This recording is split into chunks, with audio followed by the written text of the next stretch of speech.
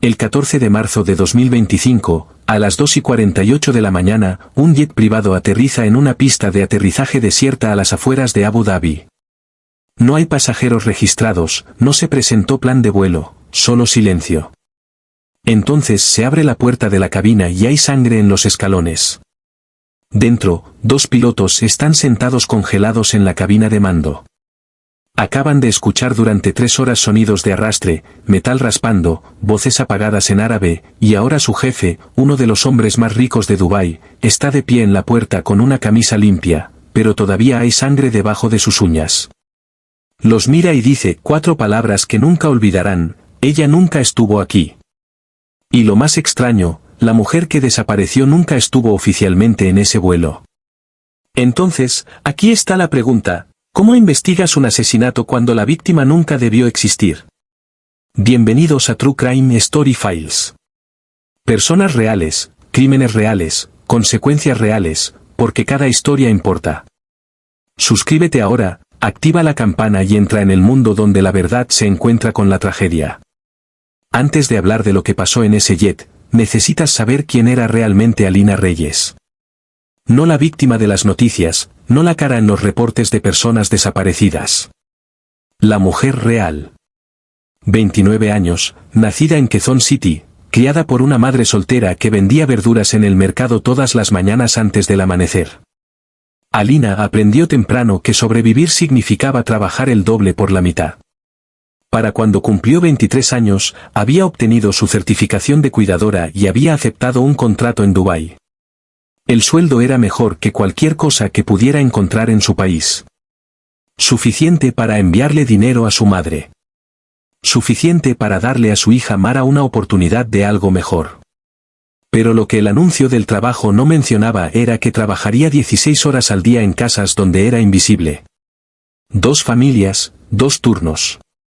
A veces terminaba de limpiar una villa a medianoche, dormía 3 horas en un apartamento compartido con otras 5 mujeres, y empezaba su segundo turno a las 4 de la mañana. Sus manos siempre olían a lejía, del tipo que arde cuando has fregado demasiado tiempo sin guantes. Se sentaba al borde de su cama después de que todas las demás se dormían, con los dedos todavía húmedos, y abría un cuaderno floral barato con una rosa descolorida en la tapa, y escribía cartas a Mara. Mamá está ahorrando para nuestro apartamento. Un día más cerca. Escribía todas las noches, incluso cuando estaba tan cansada que su letra se inclinaba fuera de la página. Ahora viene la parte que la atormentaba. 2 años antes, Alina se había enamorado de alguien en Internet, un hombre estadounidense llamado David Brennan, ingeniero de software en San José. Hablaron por vídeo durante meses. Parecía amable, estable. Él presentó una petición de visa K1 de prometido para que ella pudiera mudarse a Estados Unidos y se pudieran casar. Durante 6 meses, Alina se permitió tener esperanza. Le dijo a Mara que tal vez vivirían en California. Investigó escuelas. Imaginó una cocina con ventana. Luego David conoció a alguien más, una compañera de trabajo. Le envió a Alina un correo de 3 párrafos que terminaba con: lo siento, pero tengo que seguir mi corazón. La petición de visa quedó abandonada en alguna base de datos gubernamental, técnicamente aún pendiente porque ninguno de los dos la retiró formalmente. A Alina no le importó. Solo quería olvidar que todo eso había pasado. Pero la vergüenza se quedó. La sensación de haber sido estúpida al creer que alguien como él realmente podría querer a alguien como ella. Juró que nunca más dependería de un hombre. Nunca más se permitiría ser tan vulnerable. Y entonces, en una tarde húmeda de enero de 2025, conoció a Sheikh Rafi Al-Azmi. Tenía 43 años, tercera generación de desarrolladores inmobiliarios. Su familia era dueña de la mitad de las torres de lujo que se construían a lo largo del horizonte de Dubái. Pulido, seguro de sí mismo, el tipo de hombre que entraba en una habitación y todos lo notaban. Alina estaba limpiando la casa de uno de sus socios cuando Rafi pasó por una reunión. La vio en el pasillo cargando una canasta de ropa doblada y sonrió. No la sonrisa habitual, sino una que realmente le llegaba a los ojos. Le preguntó su nombre, de dónde era, cuánto tiempo llevaba en Dubái. La mayoría de los empleadores nunca le preguntaban nada. 2 días después, volvió a aparecer en la villa, esta vez con rosas blancas. Se las entregó y le dijo que le gustaría invitarla a cenar si estaba libre. El primer instinto de Alina fue decir que no. Pero su compañera Fátima la codeó y le susurró: «Chica, di que sí, cuando alguien como él se fija en alguien como nosotras». Así que fue. Rafi la llevó a un restaurante con servilletas de tela y meseros que sacaban las sillas. Le preguntó por su hija, por sus sueños, por qué tipo de apartamento quería comprar algún día. Escuchaba como si sus respuestas realmente importaran. Por primera vez en años, Alina se sintió vista. Pero a mitad de la cena pasó algo pequeño. El mesero trajo el agua de Rafi sin rodaja de limón. Fue algo tan insignificante, pero la mandíbula de Rafi se tensó. Su voz se volvió aguda y fría. «Pedí limón». ¿Tan difícil es recordar? El mesero se disculpó, se fue corriendo, y de repente la cara de Rafi se suavizó otra vez. Cruzó la mesa, tocó la mano de Alina y sonrió. «Perdón, a veces me emociono. Supongo que es por importar demasiado». Se rió.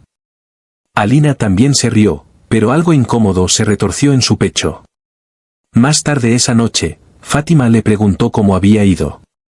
Alina dijo que estuvo bien. Fátima levantó una ceja. Pero él se enojó con el mesero por nada. Y luego volvió a estar bien. La expresión de Fátima cambió. Dejó su té y se inclinó hacia adelante. «Alina, escúchame. Los hombres que cambian de humor así, tienes que tener cuidado. Eso no es pasión. Eso es control esperando manifestarse». Alina quiso discutir, decir que Fátima exageraba, pero en el fondo lo sentía también. Ese leve zumbido de advertencia que su cuerpo captaba antes que su cerebro. Aún así, Rafi seguía mandando mensajes, seguía apareciendo con regalos, seguía haciéndola sentir especial en una vida donde normalmente se sentía invisible. ¿Y no es así como siempre empieza? No con violencia, no con amenazas, sino con atención, con encanto, con alguien que te hace sentir que tal vez, solo tal vez, mereces algo bueno. Para cuando Alina se dio cuenta de lo que realmente estaba pasando, ya era demasiado tarde para irse sin consecuencias. Porque lo que aún no sabía era que Rafi no solo estaba interesado en ella. La estaba estudiando, aprendiendo sus rutinas, sus vulnerabilidades, sus miedos. Y los hombres como él no sueltan fácilmente, especialmente cuando intentas dejarlos. 2 semanas después de empezar su relación, Rafi invitó a Alina a cenar en su penthouse con vista al marina. Nunca había estado en un lugar así. Ventanas de piso a techo, encimeras de mármol, una vista que se extendía hasta Palm Jumeirah, iluminada como una mano enjollada que se adentraba en el golfo. Le sirvió vino, le preguntó por su día, pareció genuinamente interesado cuando ella habló del último boletín de Mara. Luego, a mitad de la cena, dijo algo que hizo que la habitación se sintiera de repente más pequeña. «Hice una verificación de antecedentes tuya». El tenedor de Alina se le resbaló de la mano. Golpeó el borde del plato con un crack agudo, astillando la porcelana. Lo miró, intentando procesar lo que acababa de oír. ¿Qué? Rafi se recostó en su silla, girando el vino como si fuera lo más normal del mundo. Práctica estándar. Lo hago con cualquiera con quien me acerco. Socios de negocios, empleados, relaciones. Su garganta se cerró. Sus mejillas ardieron. El tipo de calor que se expande cuando la vergüenza y la ira chocan. ¿Qué encontraste? Él sonrió. No con maldad, pero tampoco con calidez. David Brennan, ingeniero de software de San José. Presentaron juntos una petición de visa K1 de prometido. Vi las fotos que enviaron, la declaración financiera, toda la solicitud. La respiración de Alina se entrecortó. Se sintió expuesta de una forma que no podía explicar, como si él hubiera entrado a su apartamento y revisado sus cajones. Eso fue hace más de 2 años. No funcionó. Pero nunca retiraste la petición.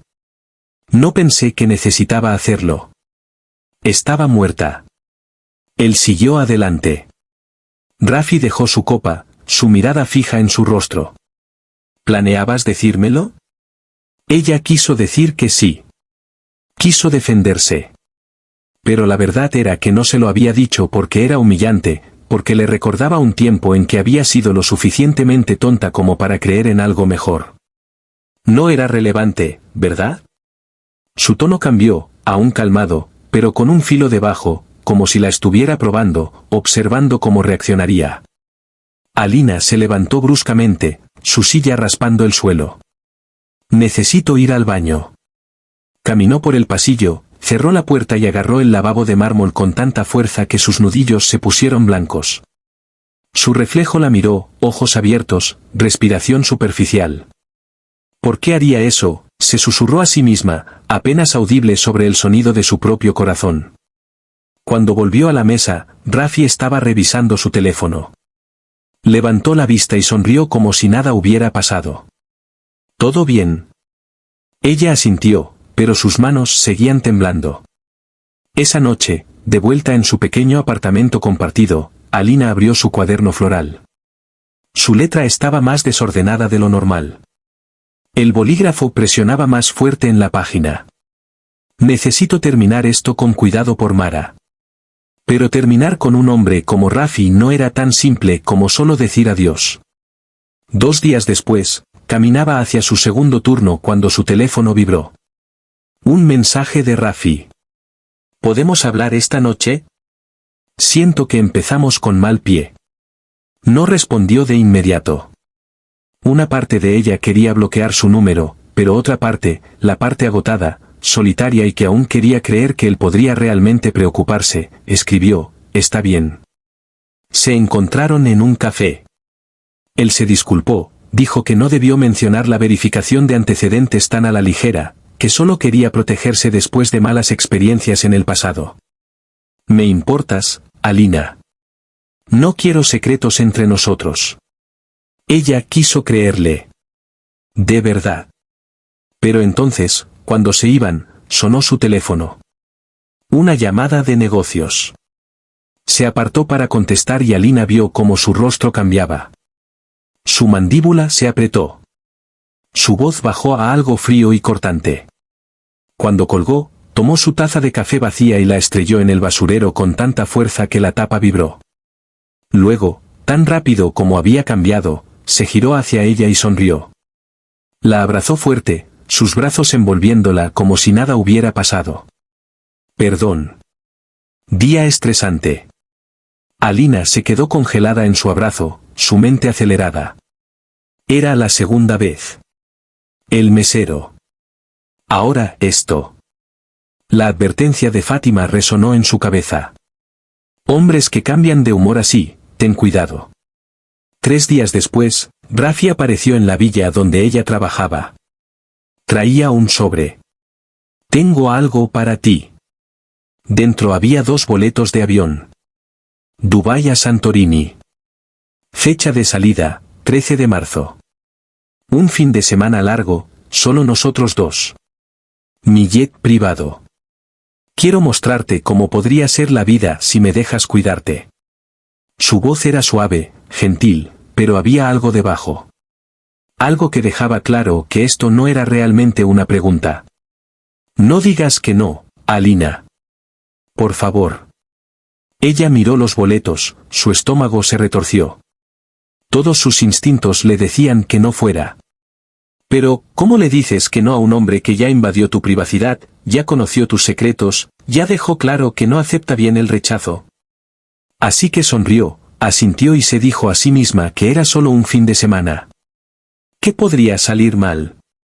En los días previos al viaje, pequeñas cosas empezaron a acumularse.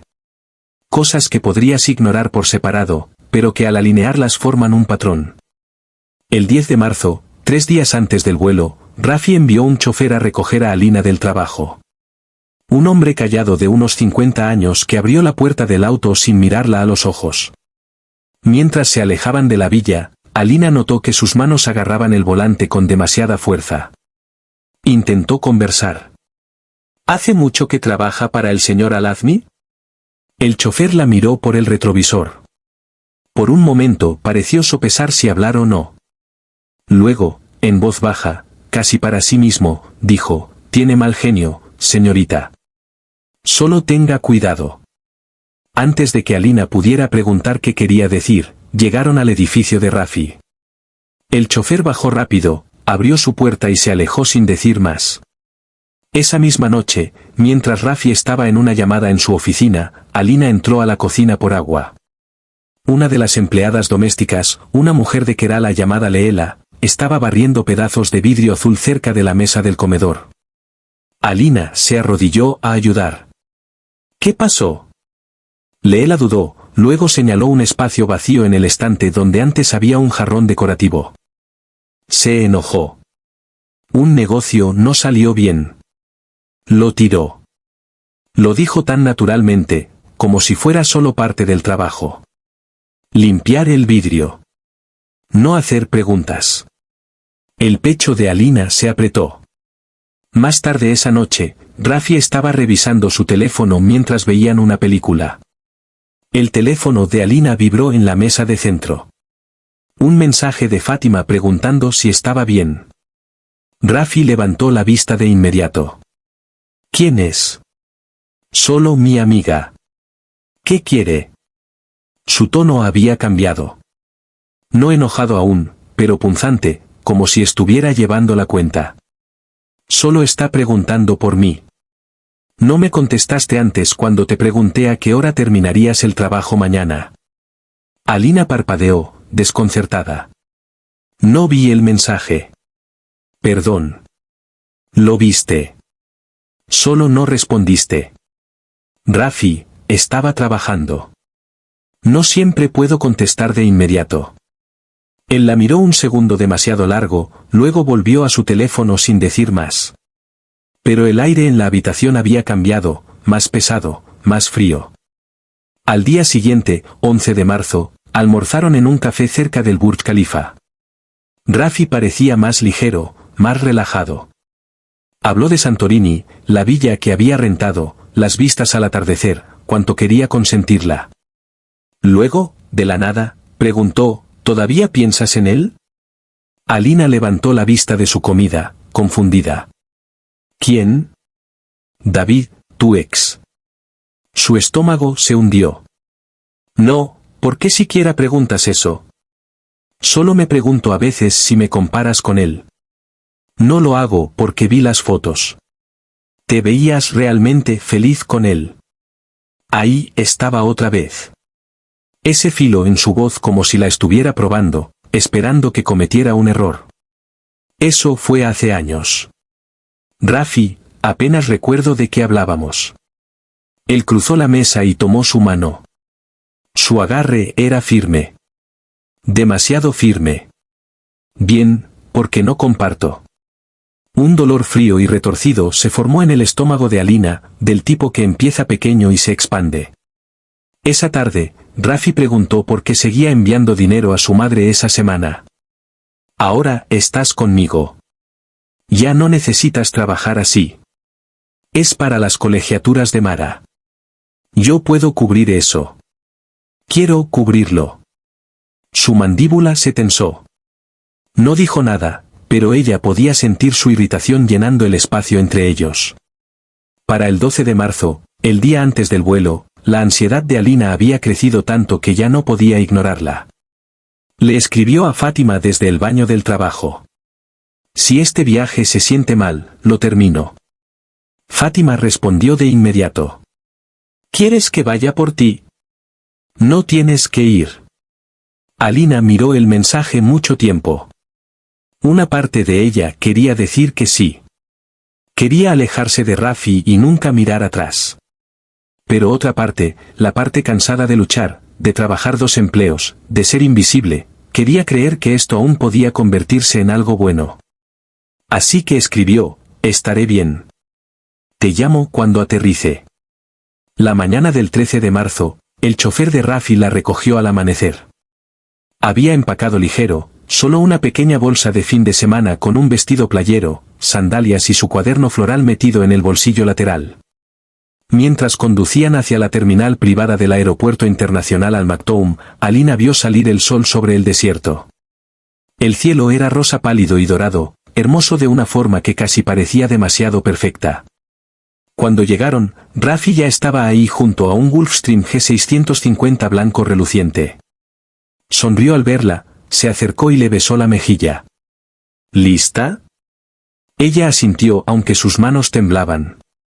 Mientras subía los escalones al jet, miró hacia atrás al chofer.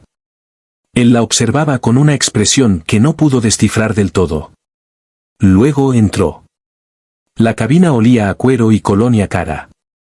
Los asientos eran color crema, la iluminación suave y cálida. Era el tipo de lujo que solo había visto en películas. Rafi señaló un asiento junto a la ventana. Ponte cómoda. Estaremos en el aire pronto. Alina se sentó, se abrochó el cinturón y cerró los ojos. Y en ese momento, tan bajito que nadie más pudo oír, susurró, por favor, que llegue a casa a salvo. El Gulfstream G650 despegó de Dubái a las 9:47 de la noche del 13 de marzo de 2025. Dos pilotos en la cabina, James Chalmers, un veterano británico con 20 años de experiencia de vuelo, y su copiloto Derek Boslow, sudafricano que llevaba una década trabajando en charters privados. En la cabina, Rafi sirvió champán en copas de cristal. Alina aceptó la suya, pero no bebió. Se sentó junto a la ventana, viendo cómo las luces de Dubái se hacían pequeñas debajo de ellos, e intentó calmar el nudo en su pecho. Durante los primeros minutos, Rafi pareció relajado. Habló de la villa en Santorini, la piscina infinita, la vista de la caldera al atardecer. Revisó fotos en su teléfono, mostrándole imágenes de edificios encalados y iglesias de cúpulas azules. Alina asentía, pero su mente estaba en otro lado. Seguía pensando en lo que Fátima había dicho, en la advertencia del chofer, en Leela barriendo vidrio roto. A las 10:12 de la noche, 25 minutos después del despegue, el avión entró en una zona de turbulencia. No grave, solo lo suficiente para sacudir ligeramente la cabina. Se encendió la señal de cinturón y fue entonces cuando Rafi metió la mano en su maletín de cuero y sacó una carpeta manila. La puso en la mesa entre ellos. El estómago de Alina se hundió antes de ver qué había dentro. Él la abrió lentamente, con deliberación, y deslizó una fotografía sobre la mesa. Era ella y David, sonriendo, parados frente al Golden Gate Bridge, la misma foto que había enviado con su solicitud de visa K1 2 años atrás. La voz de Rafi era baja. Demasiado baja. ¿Alguna vez ibas a decírmelo? La garganta de Alina se secó. Ya te hablé de él. Sabes que no funcionó. Me dijiste que terminó. No me dijiste que planeaban casarse, que presentaron documentos legales al gobierno de Estados Unidos, que querías construir una vida con él. Eso fue antes de que siquiera supiera que existías. Su mandíbula se tensó, sus manos se apoyaron planas sobre la mesa, dedos extendidos. Pero la petición sigue activa. Lo comprobé. Nunca la retiraste. Porque no pensé que importara. Es papeleo muerto, Rafi. No significa nada. Significa que estabas lista para dejarlo todo por él. Pero conmigo ni siquiera dejas tu trabajo. Alina sintió calor subiendo por su pecho. Frustración mezclada con miedo. Eso no es justo. David y yo hablamos meses antes de vernos en persona.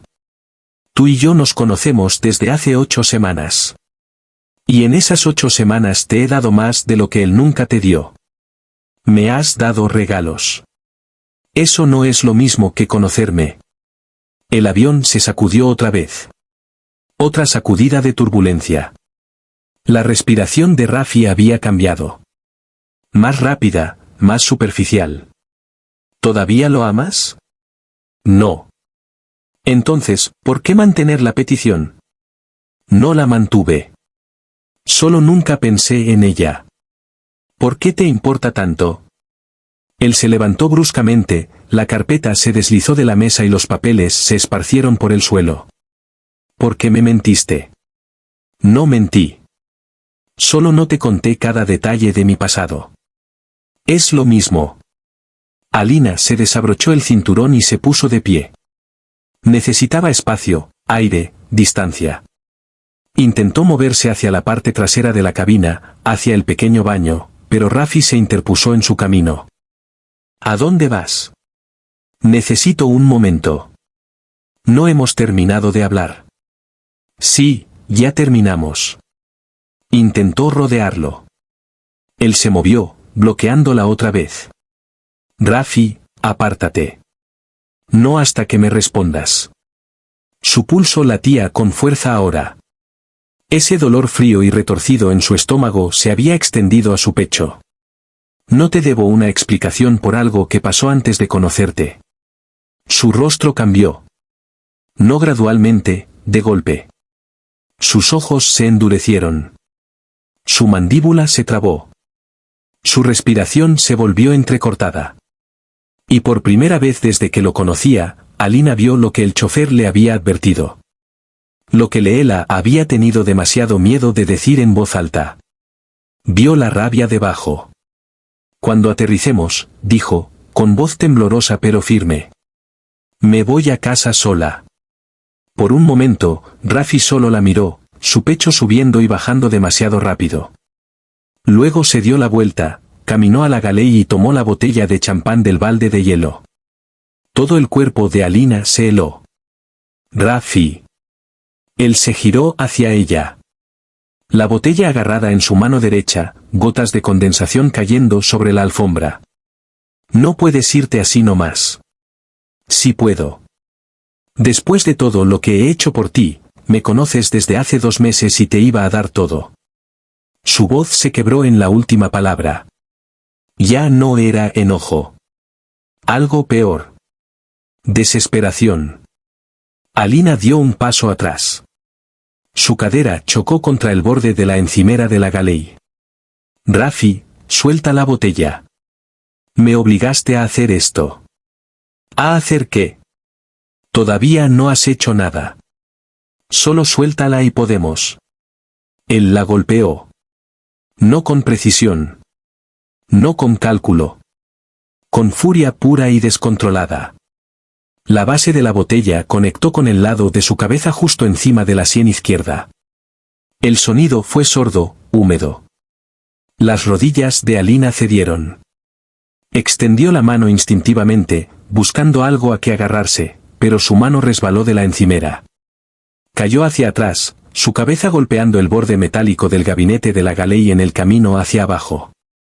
La sangre se extendió por el piso blanco de baldosas en un hilo delgado y cálido. Raffi se quedó congelado, la botella aún en la mano, mirando hacia abajo.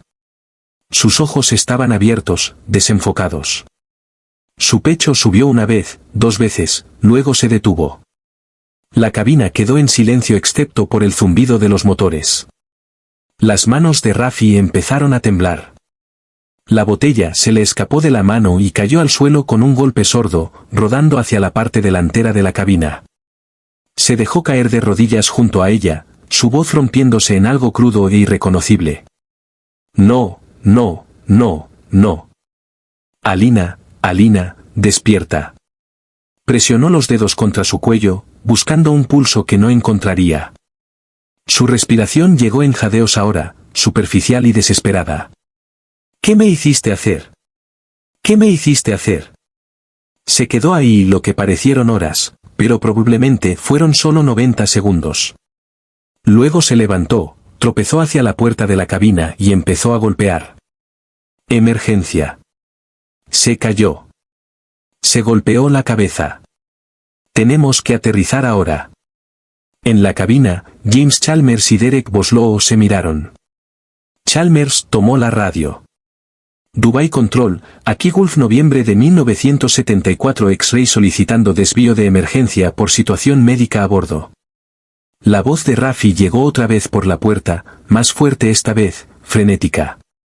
Nada de hospitales. Desvíen a Al-Mafra, mi pista privada. Háganlo ahora. Chalmers dudó. Su mano flotó sobre los controles. Señor, esa instalación no está equipada para emergencias médicas. Deberíamos. Dije al Mafra. Yo me encargo en privado. Boslow miró a Chalmers. Su expresión lo decía todo. Esto no se siente bien. Pero Rafi era dueño del avión. Rafi pagaba sus sueldos y Rafi estaba gritando. Chalmers ajustó el rumbo. Dubai Control, Gulf noviembre de 1974 X-Ray modificando destino a Al Mafra. Pista privada de aterrizaje emergencia médica solicitando prioridad de aterrizaje. 38 minutos después, el Gulfstream tocó tierra en una pista oscura rodeada de arena y silencio. Antes de seguir, si todavía estás viendo esto, gracias. De verdad. Historias como esta no son fáciles de contar, ni fáciles de escuchar, pero necesitan contarse. Déjanos saber en los comentarios desde donde estás viendo. Y si esta historia te está afectando como nos está afectando a nosotros, dale al botón de suscribirte porque esto aún no termina.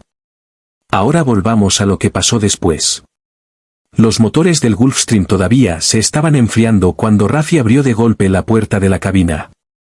James Chalmers se giró en su asiento y lo que vio hizo que su estómago se hundiera.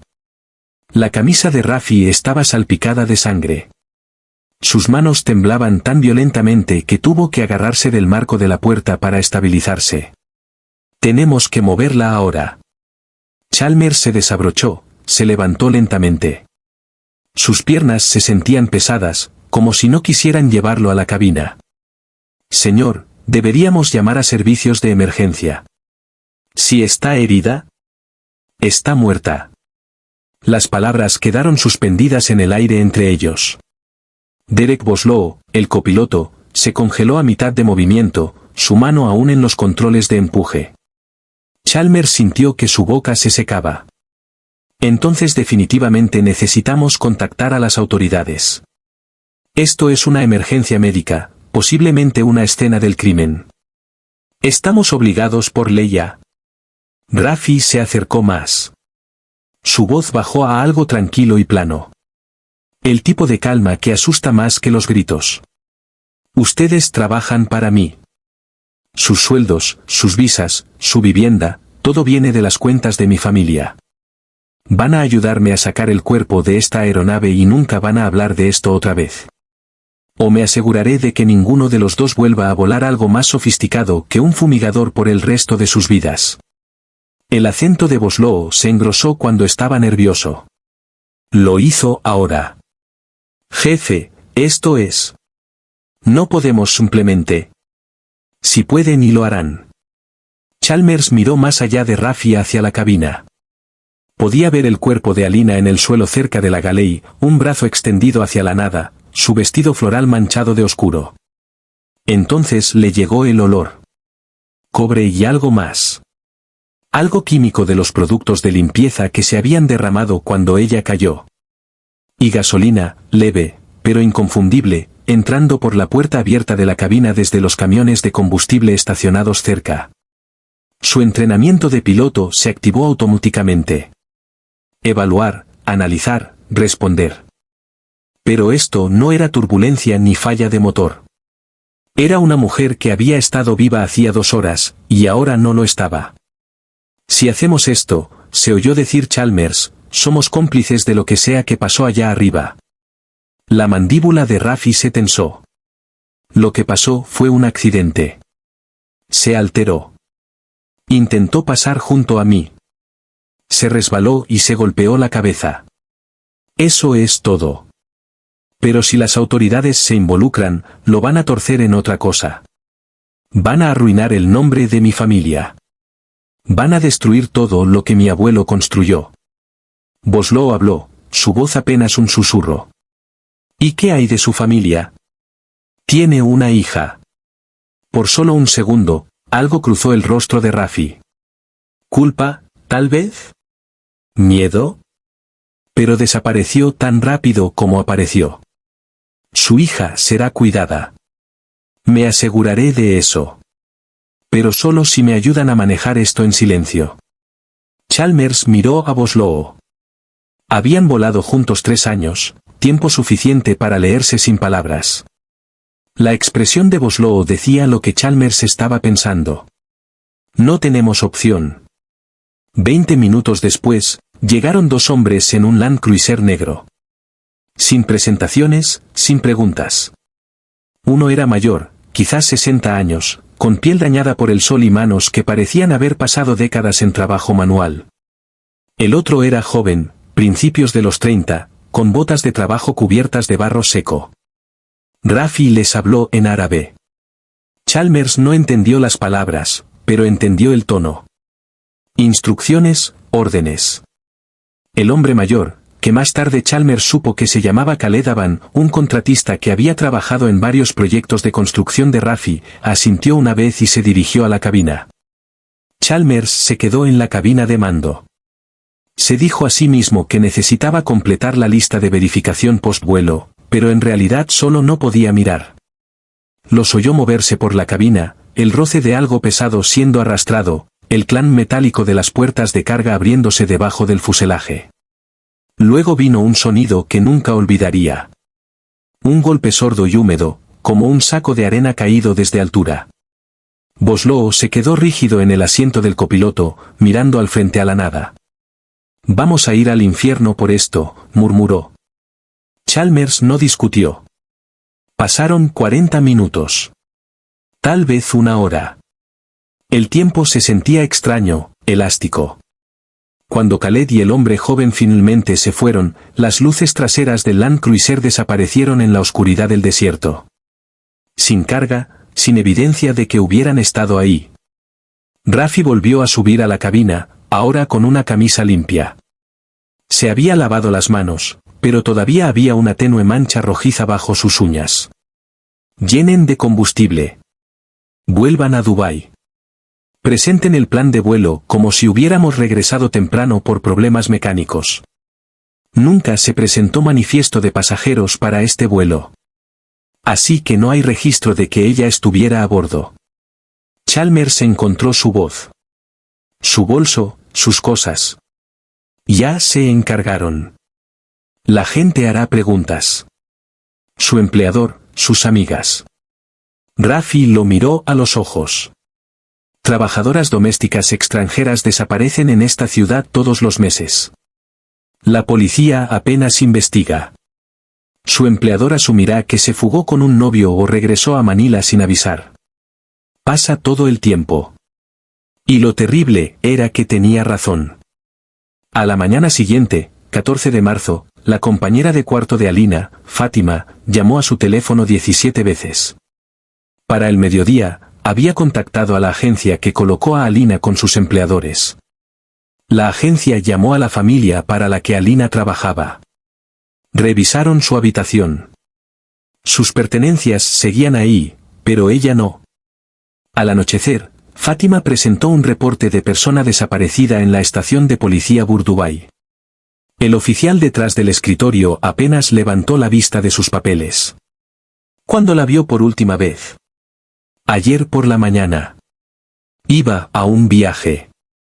¿Con quién? Un hombre con el que salía. No sé su nombre completo. Lo llamaba Rafi. El oficial escribió algo, pero su expresión lo decía todo. Esto no era urgente. Era rutina. Tomaremos nota. Si no regresa en una semana, vuelva y lo escalaremos. Pero nunca hubo escalamiento. El empleador de Alina, la familia Al-Nasser, asumió que había renunciado sin avisar. Había pasado antes con otras empleadas domésticas. Contrataron a alguien nuevo en 3 días. Su madre, Rosario, llamó desde Manila repetidamente. Fátima tuvo que decirle que Alina estaba desaparecida. La voz de Rosario se quebró por teléfono, desesperada y pequeña. Por favor, encuéntrenla. Por favor. Ella nunca desaparecería así. Pero había desaparecido por completo. Y durante 28 días, nadie supo dónde hasta el 10 de abril. Un grupo de topógrafos de construcción estaba mapeando terreno para una nueva extensión de carretera a unos 40 km al sur de Al-Mafra. La zona era desolada, solo arena, arbustos y calor. Uno de los topógrafos, un hombre pakistaní llamado Tariq Beisim, estaba instalando equipo cuando su bota se hundió en suelo blando. Miró hacia abajo y vio tierra removida. Suelta, reciente. Llamó a su supervisor. Cavaron unos centímetros con las manos. Entonces Tariq retrocedió tambaleándose, ahogándose con bilis. Restos humanos, parcialmente descompuestos. Un torso cortado limpiamente a la altura de la cintura. Llamaron a la policía. Para cuando llegaron los investigadores, el sol se estaba poniendo, proyectando sombras largas sobre la escena. El detective principal, un emiratí de unos 40 años llamado Mansour Al-Zabi, se agachó cerca de los restos y señaló al equipo forense. Llevaba 12 años trabajando homicidios. Había visto cuerpos en canales, en edificios abandonados, en maleteros de autos, pero algo en este se sentía diferente. El corte era demasiado limpio, demasiado deliberado. Esto no había sido un accidente. Y quienquiera que lo hizo no había planeado que el cuerpo fuera encontrado. James Chalmers no había dormido más de 2 horas seguidas desde el 13 de marzo. Cada vez que cerraba los ojos, veía el cuerpo de Alina en el suelo de la cabina. Cada vez que se dormía, oía el roce de metal, el golpe de algo pesado siendo movido, el sonido de la arena moviéndose bajo botas. Para el 11 de abril, el día después de que encontraron sus restos, había fumado 4 cajetillas de cigarrillos. Sus manos temblaban constantemente. Su esposa, Caroline, había dejado de preguntar qué pasaba. Solo lo miraba con ojos preocupados y mantenía a sus 2 hijas lejos cuando él tenía malos días, que era todos los días ahora. La cobertura de noticias fue mínima al principio. Un cuerpo encontrado en el desierto, sin identificar. Autoridades investigando. Pero luego llegaron los reportes forenses. Mujer, finales de los 20, ascendencia filipina según registros dentales y estructura ósea, y los restos habían sido deliberadamente desmembrados. Fue entonces cuando la historia empezó a llamar la atención. Chalmers veía los reportes desde su apartamento en Jumeirah. Cada actualización sentía como una mano apretando su garganta. El 15 de abril, las autoridades anunciaron que habían identificado a la víctima mediante comparación de ADN con muestras proporcionadas por su familia en Manila. Alina Reyes, 29 años, trabajadora doméstica, reportada como desaparecida exactamente un mes antes. El presentador mencionó que tenía una hija de 7 años. Chalmers se levantó del sofá, caminó al baño y vomitó. 2 días después, llamó enfermo al trabajo. Luego al día siguiente, y al otro. Su supervisor, un gerente de operaciones llamado Trevor Hastings, le envió un mensaje. Jim, necesitas ver a un doctor. Sea lo que sea, podemos ayudar. Solo habla conmigo. Pero Chalmers no podía hablar con Trevor porque Trevor haría preguntas, y esas preguntas tendrían respuestas que destruirían todo. El 20 de abril, Chalmers pasó frente a la embajada británica camino al supermercado. No planeaba parar. Solo iba a seguir conduciendo, comprar leche y pan. Ir a casa, fingir que aún podía funcionar como persona normal. Pero sus manos giraron el volante. Entró al estacionamiento de visitantes y se quedó ahí 20 minutos, motor encendido, viendo a la gente entrar y salir del edificio. Gente normal. Gente con problemas normales, solicitudes de visa, pasaportes perdidos, preguntas sobre impuestos, no gente que había ayudado a encubrir un asesinato. Apagó el motor. Su ropa olía a humo de cigarrillo rancio. Llevaba la misma camisa desde hacía 2 días. No se había afeitado en una semana. Cuando cruzó las puertas de la embajada, el guardia de seguridad en el mostrador lo miró con preocupación. Señor, ¿en qué puedo ayudarlo? Chalmers abrió la boca. Al principio no salió nada. El guardia se inclinó ligeramente. ¿Está bien? Necesito reportar un crimen. Las palabras sonaron extrañas saliendo de su boca, demasiado formales, demasiado pequeñas para lo que estaba a punto de decir. ¿Qué tipo de crimen, señor? Un asesinato en una aeronave registrada en Estados Unidos. La expresión del guardia cambió. Tomó un teléfono, presionó un botón, habló en voz baja con alguien del otro lado. 3 minutos después, Chalmers estaba sentado en una pequeña sala de conferencias en el segundo piso. Paredes blancas, una mesa, 4 sillas, una ventana con vista a la calle. Una mujer de unos 40 años entró con una libreta y una botella de agua. Tenía el cabello oscuro recogido en una coleta suelta y llevaba pantalones y blazer que parecían usados, no de disfraz. Señor Chalmers, soy la agente Diane Keller del FBI. Soy la agregada legal en el consulado de Estados Unidos aquí en Dubái. Dijo a seguridad que quería reportar un crimen que involucra una aeronave registrada en Estados Unidos. Chalmers asintió. Su garganta se sentía como lija. ¿Le traigo agua? Asintió otra vez. Ella deslizó la botella por la mesa. Él se bebió la mitad de un trago, luego la dejó. Sus manos temblaban tanto que la botella repiqueteó contra la madera. La agente Keller se sentó frente a él, su pluma lista, pero sin escribir aún. Tómese su tiempo. Empiece donde necesite. Chalmers metió la mano en el bolsillo de su chaqueta y sacó una servilleta de papel. Estaba arrugada, manchada, ligeramente marrón en un borde. La puso en la mesa entre ellos. Esa es su sangre. Keller miró la servilleta pero no la tocó. ¿De quién? De Alina Reyes. La mujer que encontraron en el desierto. La habitación quedó muy en silencio. Keller dejó su pluma y cruzó las manos sobre la mesa. Cuénteme todo. Así que lo hizo. Le contó del vuelo. De la orden de Rafi de desviar a Al-Mafra. Del cuerpo en el suelo de la cabina. De los 2 hombres que llegaron en el Land Cruiser. De los sonidos que oyó. De la sangre que había limpiado del mostrador de la Galei con esa servilleta antes de que Rafi les ordenara limpiar el resto de la cabina. Le contó de las amenazas, del miedo, de los 38 días que había pasado intentando convencerse de que podía vivir con lo que había hecho. Cuando terminó, su voz estaba ronca. Debí haberme negado a desviar el avión. Debí haber insistido en aterrizar en un aeropuerto adecuado con autoridades esperando. Debí haber hecho 100 cosas diferentes, pero no lo hice. Y ahora ella está muerta. Y su hija no tiene madre. Y yo tengo que vivir con eso el resto de mi vida.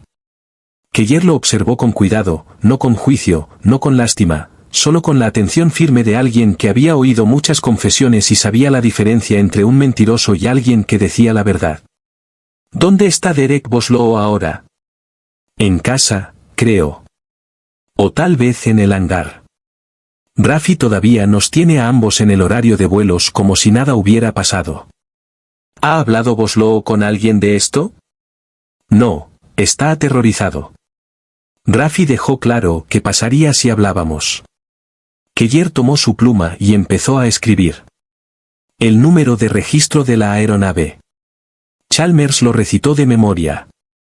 ¿Y está seguro de que el vuelo nunca se registró con información de pasajeros?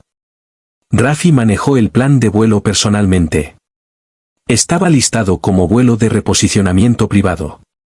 Sin pasajeros. Sin manifiesto de tripulación más allá de Derek y yo. Keller escribió otro minuto, luego levantó la vista. Señor Chalmers, entiende que al presentarse está admitiendo ser cómplice después del hecho en un homicidio. Probablemente enfrentará cargos penales. Podría perder su licencia de piloto. Podría ir a prisión. Lo sé. Entonces, ¿por qué ahora? ¿Por qué no quedarse callado? Chalmers miró sus manos. Todavía temblaban. Porque ya no puedo. Porque cada vez que cierro los ojos la veo. Porque su hija merece saber qué pasó. Porque es la única forma en que puedo intentar arreglarlo. Aunque sé que nunca realmente podré. Keller asintió lentamente. Está bien, voy a traer a algunos colegas del Departamento de Investigación Criminal de los Emiratos. Esto cae bajo su jurisdicción, pero dado que la aeronave está registrada en Estados Unidos y puede haber complejidades legales internacionales, coordinaremos. Tendrá que contar esta historia varias veces más. ¿Está preparado para eso? Sí. ¿Y es consciente de que Rafi Al-Azmi viene de una de las familias más ricas de los Emiratos, que tendrá acceso a abogados que la mayoría de la gente ni siquiera puede imaginar? Lo sé. Keyer se recostó en su silla y lo estudió un largo momento. Luego dijo muy bajito, esto no fue un accidente. Alguien limpió un asesinato. Chalmers sintió que algo se rompía dentro de su pecho. ¿Alivio quizás? ¿O solo agotamiento? Lo sé, dijo otra vez. Y por primera vez en 38 días, James Chalmers dejó de temblar. La sala de entrevistas en la sede del Departamento de Investigación Criminal de Dubái olía a café quemado y solución de limpieza industrial. Del tipo que se supone que tapa otros olores, pero nunca lo logra del todo. Khaled Aban estaba sentado frente al detective Mansour Al-Zabi, sus manos callosas planas sobre la mesa de metal. Pero no se quedaban quietas. Sus dedos seguían moviéndose, tamborileando, cerrándose en puños y abriéndose otra vez. Tenía 62 años. Había trabajado en construcción en los Emiratos durante 37 años. Construyó hoteles, torres de oficinas, complejos de lujo. Había criado 4 hijos con el sueldo de contratista, envió a 2 de ellos a la universidad, y ahora estaba sentado en esta habitación bajo luces fluorescentes que hacían su piel parecer gris, siendo preguntado por una mujer muerta a la que había ayudado a enterrar en el desierto. Mansour no levantó la voz, no golpeó la mesa, no jugó al policía enojado. En cambio, deslizó una fotografía por la mesa. No de Alina, no de la escena del crimen, sino de la hija menor de Khaled, de 6 años, sosteniendo una mochila rosa en su primer día de escuela. Su esposa envió esto a su teléfono la semana pasada, dijo Mansour en voz baja. Lo vi cuando revisamos sus mensajes. Khaled miró la foto, su mandíbula se tensó. Empieza segundo grado el próximo mes, continuó Mansour. Eso es lo que escribió su esposa. Está emocionada porque ahora leen libros de capítulos. Los ojos de Khaled se llenaron. Parpadeó fuerte, intentando contenerlo. Alina Reyes también tenía una hija, de 7 años. Se llama Mara. No ha oído la voz de su madre en más de un mes. Todavía no sabe que nunca la volverá a oír. Los hombros de Khaled empezaron a temblar. No quería, susurró. Juro por Dios que no quería. Mansour se inclinó hacia adelante, su voz aún suave. Entonces dígame qué pasó. Todo. Ayúdeme a entender. Khaled presionó los talones de las manos contra sus ojos. Me llamó a las 3 de la mañana del 14 de marzo. Estaba dormido. Dijo que había una emergencia en su pista privada y que necesitaba ir inmediatamente. Traer herramientas. Traer a mi sobrino Bashir. Bashir Al-Ri, el hombre que estaba con usted esa noche. Sí, tiene 28. Trabaja conmigo en la mayoría de los trabajos. Buen chico. Envía dinero a su madre en Jordania. Mansour escribió algo. ¿Qué pasó cuando llegó? Khaled tomó una respiración temblorosa. El jet estaba estacionado lejos del hangar principal. Luces apagadas. Rafi esperaba afuera, caminando de un lado a otro, fumando cigarrillo tras cigarrillo. Nunca lo había visto así. En pánico, hablando rápido, sin sentido. ¿Qué dijo? Dijo que había habido un accidente. Una mujer se había caído, se había golpeado la cabeza. Estaba muerta. Dijo que si alguien se enteraba, destruiría a su familia, el negocio, todo. Seguía diciendo que no podía ser encontrada. La pluma de Mansour se movía constantemente sobre la página. ¿Le dijo cómo murió? No exactamente, solo que se cayó. Pero cuando entramos a la cabina, la voz de Khaled se quebró. Había sangre en el suelo, en el mostrador de la Galei. No parecía una caída. Parecía violencia. ¿Le preguntó qué había pasado realmente? Uno no le hace preguntas a un hombre como Rafi Al-Azmi. Haces lo que te dice y esperas seguir teniendo trabajo mañana. Mansour asintió lentamente, no de acuerdo, sino entendiendo. ¿Qué les ordenó hacer? Khaled se limpió la cara con el dorso de la mano. Cuando habló de nuevo, su voz era apenas audible. Nos dijo que sacáramos el cuerpo del avión, lo pusiéramos en mi camioneta, lo lleváramos al sur al desierto donde nadie va, y nos aseguráramos de que no fuera encontrada intacta. La habitación quedó en silencio excepto por el zumbido del aire acondicionado. Dijo eso específicamente, que no fuera encontrada intacta. Sí. Dijo que si alguien eventualmente encontraba restos, necesitaba parecer que habían estado ahí mucho tiempo. Difícil de identificar, difícil de rastrear de vuelta. Mansour dejó su pluma. Khaled, necesito que sea muy claro en esta siguiente parte. ¿Quién decidió cómo disponer del cuerpo? ¿Usted o Rafi? Khaled levantó la vista, sus ojos rojos. Él en cada paso. Nos dijo exactamente qué hacer. Se quedó en el hangar haciendo llamadas, fumando, bebiendo whisky directo de la botella. Seguía llamando a mi teléfono, preguntando si ya estaba hecho. Cuando volvimos, inspeccionó la caja de la camioneta para asegurarse de que la habíamos limpiado bien. Entonces, él dirigió toda la operación. Sí, todo. Nosotros solo. La voz de Khaled se rompió por completo ahora. Nosotros solo hacíamos lo que nos dijeron. Mansour se recostó en su silla. ¿Por qué no fue a la policía? Porque tengo 4 hijos. Porque la familia de Rafi es dueña de media ciudad. Porque hombres como yo desaparecen cuando causan problemas a hombres como él.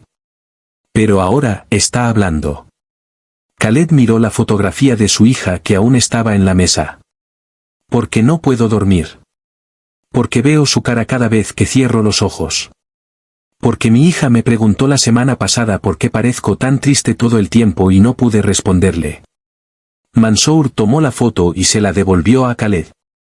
Si nos ayuda, si testifica, si nos muestra dónde la enterró, el fiscal lo tomará en cuenta. Aún enfrentará cargos, pero la cooperación importa, especialmente contra alguien como Rafi. Khaled sostuvo la foto de su hija como si fuera lo único real en la habitación. ¿Qué necesitan que haga? En 4 horas, la policía de Dubái había reunido un equipo táctico y obtenido una orden de arresto. La evidencia se acumulaba. El testimonio de Chalmers, la servilleta con sangre, la confesión de Khaled, y pronto tendrían el sitio de entierro. Justo después de la medianoche del 22 de abril, un convoy de 6 vehículos policiales entró por las puertas del complejo privado de Rafi en Emirates Hills. El aire del desierto era cálido, pesado con humedad del Golfo. Rafi salió antes de que siquiera tocaran.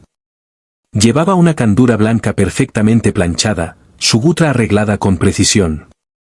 Su expresión era calmada, casi aburrida, pero sus dedos seguían flexionándose a los lados, abriéndose y cerrándose en un ritmo que traicionaba algo debajo. El oficial al mando, un capitán llamado Yusef Harvey, dio un paso adelante con la orden. Rafi Al-Azmi, queda usted arrestado por homicidio, obstrucción a la justicia y disposición ilegal de restos humanos bajo los artículos 332 y 385 del Código Penal del OSO. La boca de Rafi se curvó en una leve sonrisa burlona mientras las esposas se cerraban alrededor de sus muñecas. Esto terminará pronto. Tengo abogados que se comen a hombres como usted en el desayuno. Al fondo, parcialmente oculto por los otros oficiales, la agente Diane Keller del FBI observaba. No estaba ahí para hacer el arresto. Esto era jurisdicción del OSO, pero ella estaba construyendo un caso paralelo.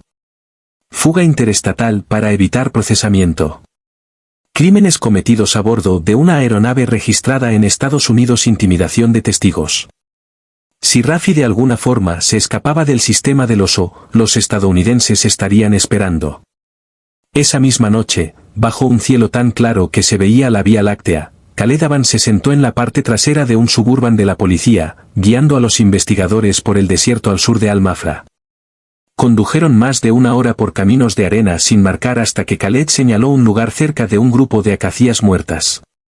Ahí, unos 30 metros después de esos árboles. El vehículo se detuvo. Se instalaron luces de inundación, bañando el área en una luz blanca dura que volvía la arena casi azul. Sacaron 2 perros cadáver. Malinois belgas entrenados para detectar descomposición humana, incluso de semanas, incluso enterrada profundo. La primera perra, una hembra llamada Zara, empezó a trabajar el patrón de cuadrícula que los manejadores habían trazado. En menos de 90 segundos se detuvo, se sentó, ladró, agudo, urgente, inconfundible. El segundo perro lo confirmó. El equipo de recuperación forense avanzó con palas y cepillos, trabajando con cuidado, documentando cada capa.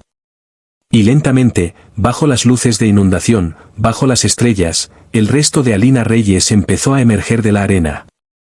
Durante 2 días, el equipo de recuperación forense trabajó bajo el tipo de calor del desierto que hace que tus pulmones ardan con cada respiración. Las temperaturas subieron por encima de 43 grados al mediodía. La arena reflejaba la luz como un espejo, obligando a todos a usar gafas protectoras.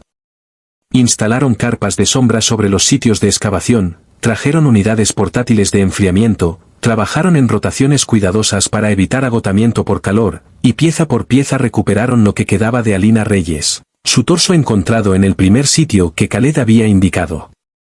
2 extremidades enterradas por separado, a unos 8 metros de distancia. Fragmentos de ropa, mayormente desintegrados, pero suficientes para extraer ADN y muestras de tela. Y algo más, algo que el investigador forense principal no esperaba encontrar. Una maleta pequeña con ruedas parcialmente enterrada bajo 1 metro de arena. Dentro, envuelto en una bolsa de plástico de compras, estaba el cuaderno floral. Los bordes estaban manchados de marrón, pero las páginas interiores estaban mayormente intactas. La letra de Alina llenaba cada página. Cartas a su hija. Esperanzas, miedos, planes para un futuro que nunca llegaría. Cuando el cuaderno fue registrado como evidencia, las manos del fotógrafo forense temblaron tanto que tuvo que detenerse y salir de la carpa. El 24 de abril, la agente Diane Keller hizo la llamada que nadie quiere hacer.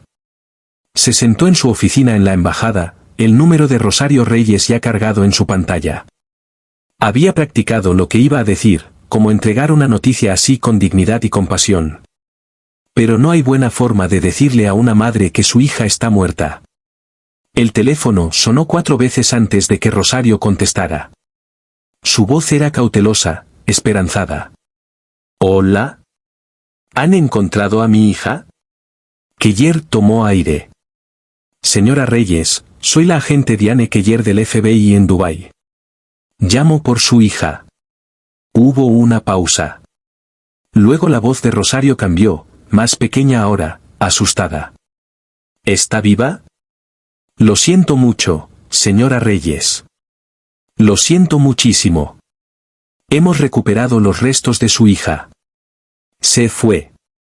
El sonido que salió por el teléfono fue algo que Keller llevaría consigo el resto de su carrera. No un grito, no un sollozo.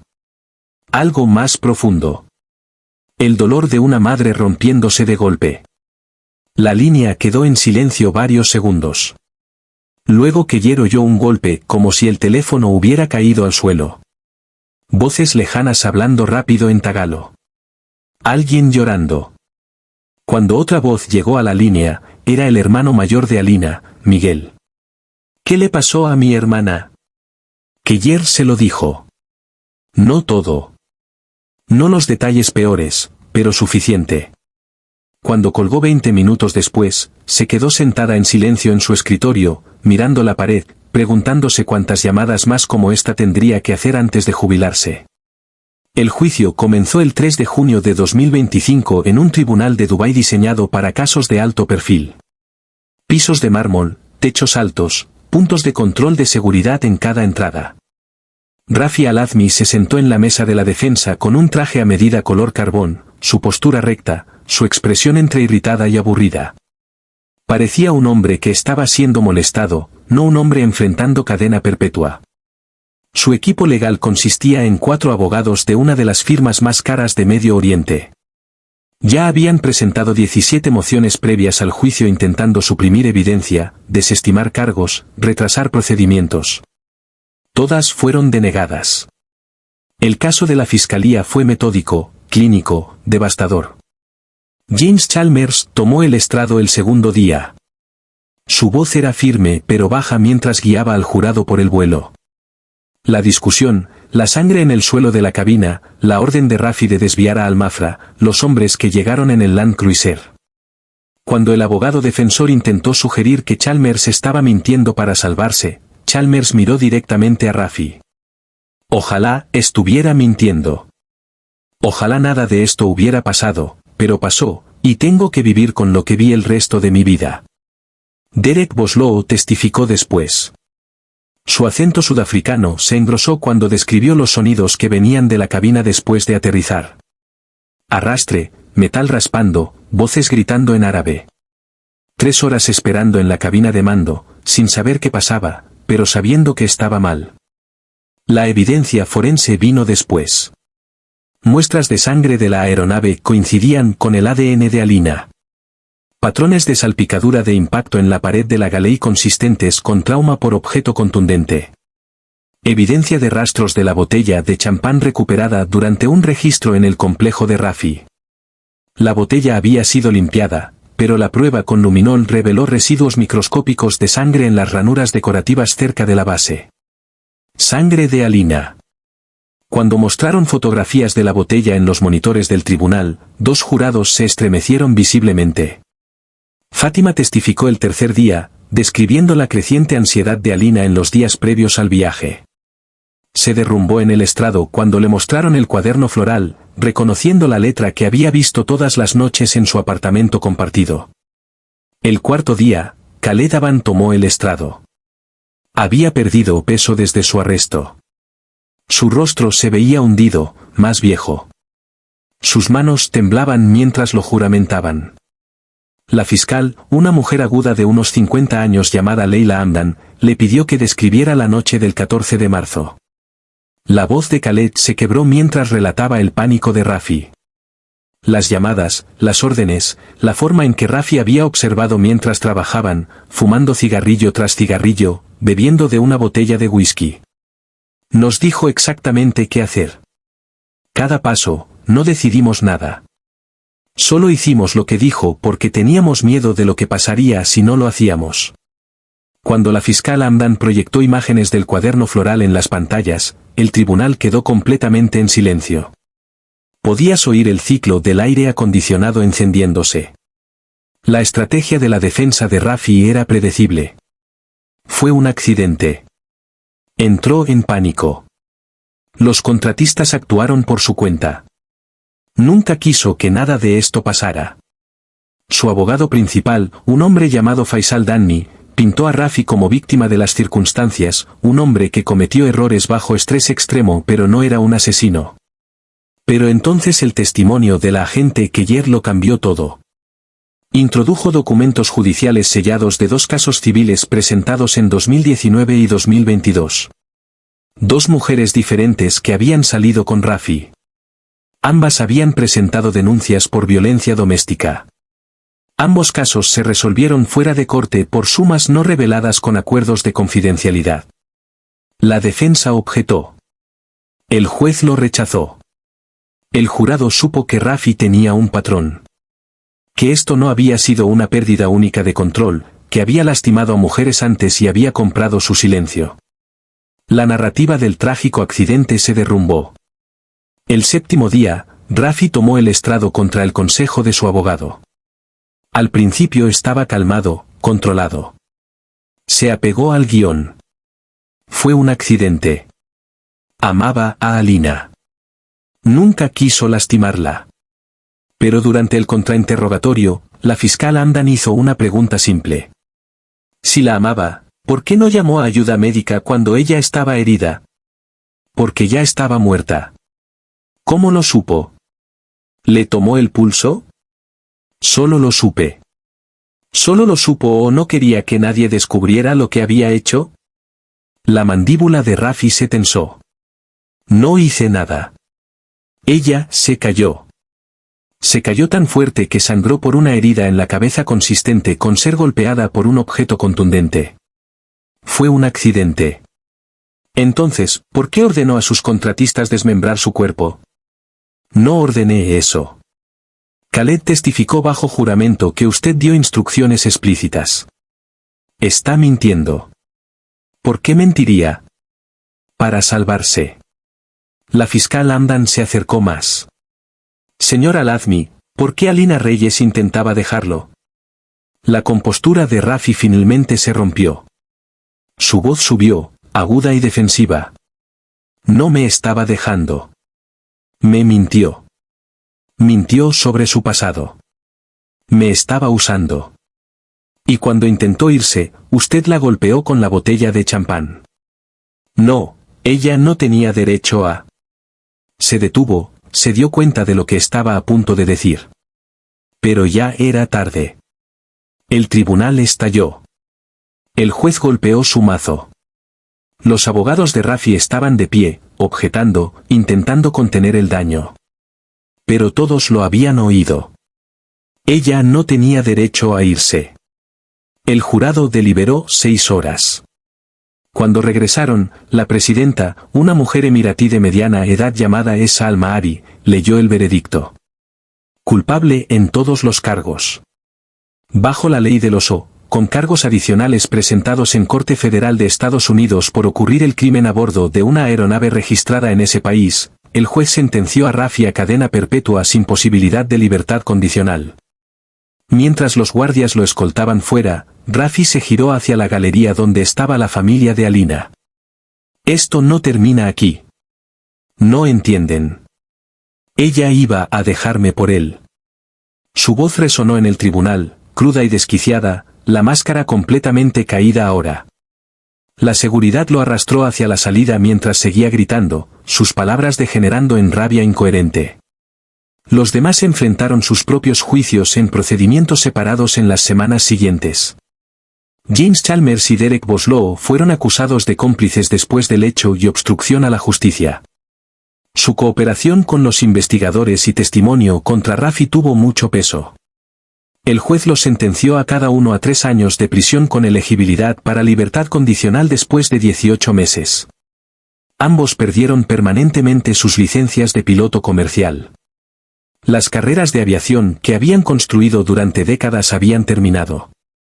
Khaled Aban y su sobrino Bashir Al-Ri fueron acusados de disposición ilegal de restos humanos y cómplices después del hecho. Khaled recibió 4 años, reducidos de 8 por su plena cooperación y el testimonio detallado que ayudó a asegurar la condena de Rafi. Bashir, que había seguido las órdenes de su tío sin entender completamente la situación, recibió 2 años con elegibilidad para libertad condicional después de 1. Los 4 hombres cumplirían su tiempo. Pero la verdadera sentencia, la que no terminaría cuando salieran de prisión, era otra completamente.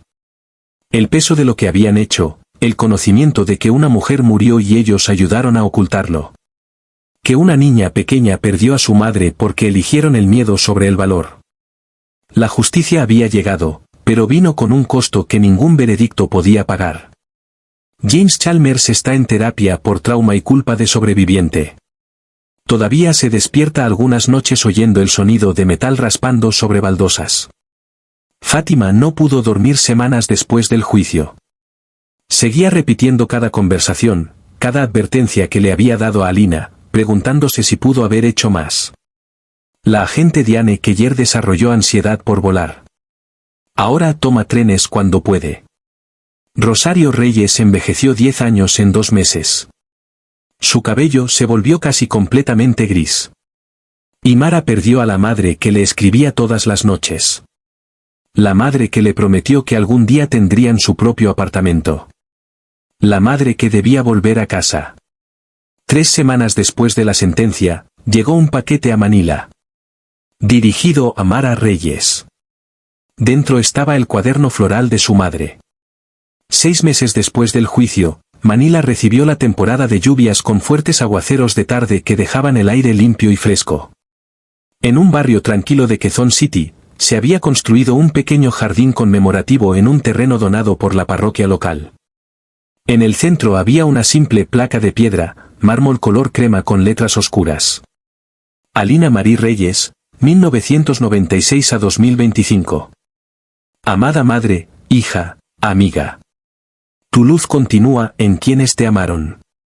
Alrededor de la placa, voluntarios habían plantado arbustos de sampaguita. Las pequeñas flores blancas empezaban a florecer, llenando el jardín con su delicada y dulce fragancia. En la cultura filipina, la sampaguita representa pureza, simplicidad y fuerza humilde. Todo lo que Alina había sido. Una tarde de domingo a finales de septiembre, Rosario se sentó en un banco de madera frente al memorial. Su cabello era completamente gris ahora, recogido en un moño suelto. Llevaba un sencillo vestido floral, del tipo que Alina solía ayudarla a escoger en el mercado. A su lado estaba Mara, que acababa de cumplir 8 años la semana anterior. Era más alta ahora, su rostro perdiendo algo de su redondez infantil. Pero sus ojos aún llevaban algo pesado, el tipo de tristeza que se asienta en los niños cuando pierden a un padre demasiado pronto. En el regazo de Mara estaba el cuaderno floral. Los bordes seguían ligeramente manchados, pero alguien lo había limpiado y preservado cuidadosamente las páginas. La agente Keller se había asegurado personalmente de que fuera devuelto a la familia después de que terminara el juicio. Mara lo abrió lentamente, sus pequeños dedos trazando la letra familiar. Había leído esas cartas docenas de veces ya. Conocía algunos pasajes de memoria. Encontró uno fechado el 28 de febrero de 2025. 2 semanas antes de que su madre muriera. Su voz era suave, apenas más alta que la brisa moviendo las ramas de sampaguita. Mamá está intentando. Mamá está luchando. Y algún día volveremos a estar juntas. Rosario extendió la mano y apretó la mano de su nieta. Mara cerró el cuaderno y miró al cielo. Las nubes llegaban desde el este, prometiendo lluvia más tarde. La luz de la tarde se filtraba entre las hojas, moteada y cálida. Yo también estoy luchando, mamá, susurró. Igual que me enseñaste. Una brisa recorrió el jardín, más fuerte ahora, trayendo el olor de la lluvia que se acercaba y de las flores de sampaguita. Un solo pétalo blanco se desprendió de una rama de arriba y cayó suavemente en el regazo de Mara. Lo recogió con cuidado, lo sostuvo un momento contra la luz, luego lo guardó entre las páginas del cuaderno. Justo al lado de las palabras de su madre. Rosario se levantó, ayudó a Mara a ponerse de pie y caminaron lentamente hacia la puerta del jardín. Detrás de ellas, más pétalos cayeron, cubriendo la placa conmemorativa como una suave nieve. Esta historia nunca fue solo sobre un asesinato. Fue sobre la intuición que las mujeres son enseñadas a ignorar. Sobre romances vertiginosos que se sienten como rescate pero se convierten en trampa. Sobre lo rápido que el afecto puede torcerse en posesión y la posesión en violencia. Fue sobre sistemas que fallan a los más vulnerables. Sobre trabajadoras migrantes cuyas desapariciones apenas se registran, sobre advertencias que se ignoran hasta que es demasiado tarde. Fue sobre los pilotos que se quedaron callados por miedo y el que finalmente rompió. Sobre los contratistas que siguieron órdenes que sabían que estaban mal. Sobre los investigadores que se negaron a dejar que un caso se enfriara. Y fue sobre una hija que llevará el recuerdo de su madre, la fuerza de su madre y los sueños de su madre hacia un futuro que Alina nunca llegó a ver. La justicia llegó, pero llegó demasiado tarde para salvar a la mujer que más la necesitaba. Si esta historia te tocó, si te hizo pensar en las personas en tu vida que podrían necesitar ayuda, o si te recordó confiar en tus instintos cuando algo se siente mal, suscríbete y comparte. Estas historias importan y a veces contarlas es la única justicia que podemos ofrecer.